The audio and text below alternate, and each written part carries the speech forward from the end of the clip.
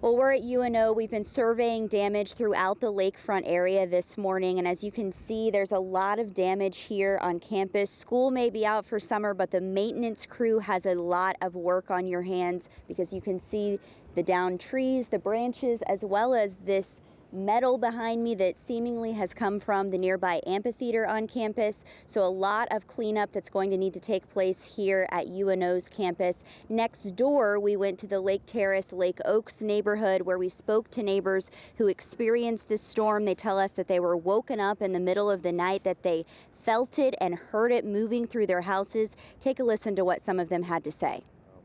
The tornado warnings did work. Myself and my family, we ran into a safe space, a closet. We were watching it on our cell phones in the closet. We watched the tornado actually reach us. We were dead center. We heard the winds. It was similar to, high-speed winds of a hurricane.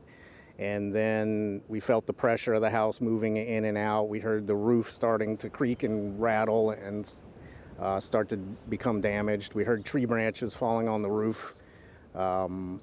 Once it was past us, we came outside to assess the damage, and the majority of our accessories in the yard were gone.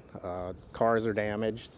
They were hit by trees. They were hit by lawn furniture, things like that. I'm out here this morning in the park. As you can see, everything's everywhere. I found some of my stuff about 400 yards over there in the park. So it definitely lifted everything up out of people's houses and carried it away. Knocked the fence down completely, took some shingles off, the edge shingles at the front of the house. And I thought it had to be a tornado. A tornado touched down. We had a piece of a roof come off an amphitheater building, but for the most part, we're just walking the buildings and checking for leaks. And I think for the most part, we're under control. Just a lot of downed trees and typical, heavy wind damage.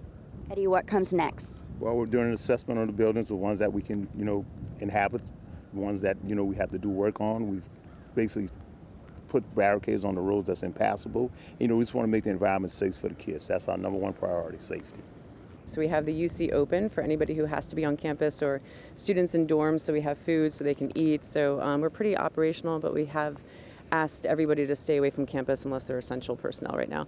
So this Thursday looks like a cleanup day here at the lakefront for many of those residents who will be spending the day picking up that debris, making calls to insurance, and cleaning up shingles and everything else that they're finding scattered throughout their neighborhood. Reporting from the lakefront, Lily Cummings, WWL Louisiana.